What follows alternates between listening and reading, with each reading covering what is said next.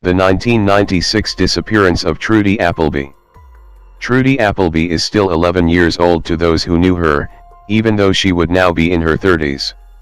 This is because on Wednesday, August 21, 1996, she vanished without a trace. There isn't really a day she isn't thought of in our minds, Amber Holderfield, a close childhood friend of Trudy's, said. She'd be in her 30s now. There is so much she didn't get to do. What happened to the child continues to tear at the hearts of Amber and her mother Kelly Carlson. And they've made a vow to never give up searching for answers, despite the lack of clues. An ordinary summer day. August of 1996 was hot in Moline, Illinois, and Trudy was just 2 weeks shy of her 12th birthday. The spirited, quick-witted brunette was in a good mood the afternoon of August 20th because she was free after being grounded for a few weeks. Just about every summer afternoon, before she was grounded, Trudy could be found at the Carlson house. She was a staple in this house.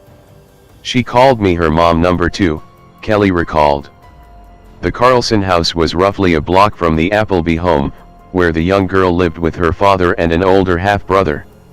Her mother also lived nearby, but her parents were separated. It was a safe, quiet area.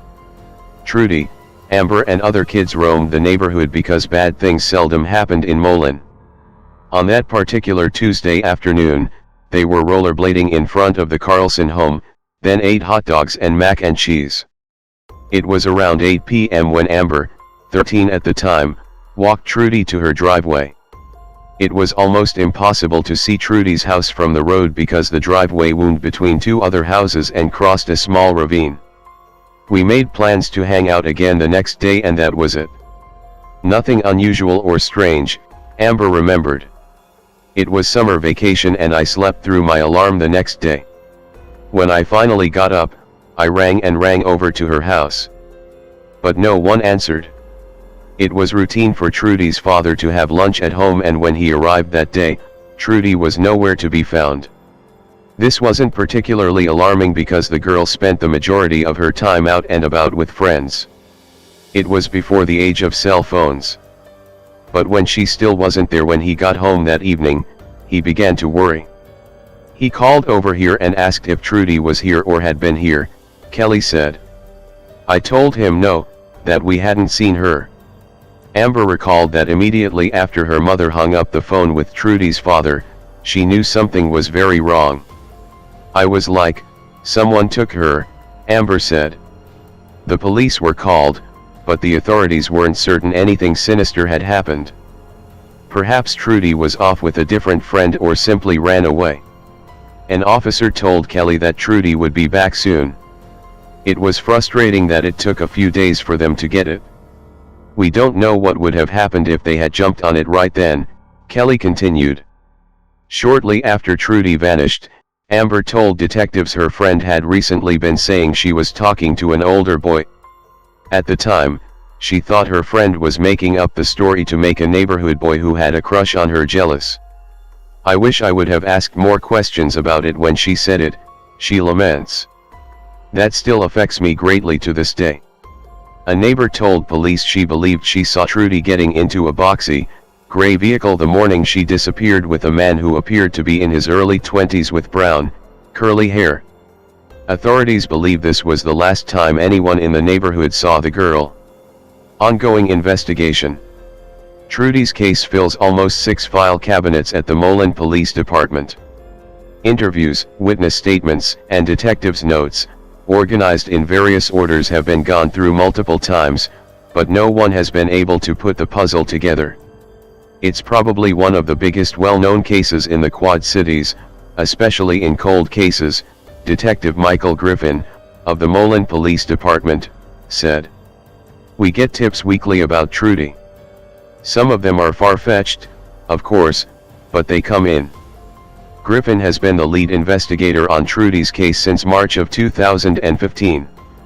He was handed the files after receiving training in cold cases, specifically missing person cold cases. Those are the kinds of cases that are hard to shake when off duty, he explained. You feel as year by year passes, hope dims a little. We've never found her, so technically, it's still a missing persons case, he continued. You feel for her family because having kids of my own, I know the panic when you lose track of them in the grocery store. Imagine how much that panic compounds over 20 years. There are a number of primary suspects, but none has cooperated with authorities. Several people have been questioned over the years, but it's unclear what physical evidence, if any, has been recovered. Never-ending promise. When Trudy first vanished, neighbor Kelly Carlson made Trudy's mother a promise. It's one she intends to keep as long as she lives. She was worried people would forget about Trudy, Kelly said. But we won't let that happen. Never. I keep my promises. Tragically, Trudy's mother was hit and killed by a drunk driver in 2014. She died without knowing the fate of her only child. Trudy's grandmother also passed away that year. I believe they got their answers as soon as they passed over, and that they are with Trudy now, she added. That's a small comfort. On September 4, 2016, Trudy would turn 32. Kelly and Amber believe she would have become a teacher, nurse, or possibly a veterinarian because she loved animals. As Amber grew up, she would stop by the mailbox at the beginning of Trudy's driveway before school, in the hope that Trudy would somehow be there waiting to go to school. Of course, she never was. Trudy's father still lives in the house. Amber now has children of her own and they all know about Trudy. I have one of the original flyers laminated and hanging in my house, she admitted. My kids know why I'm so strict with them. Amber has also taken a course to become certified to help with official searches for the missing. It's all because of Trudy. Someone out there knows exactly what happened. Get off your high horse and give Trudy's family closure. Little girls just don't go poof, she added.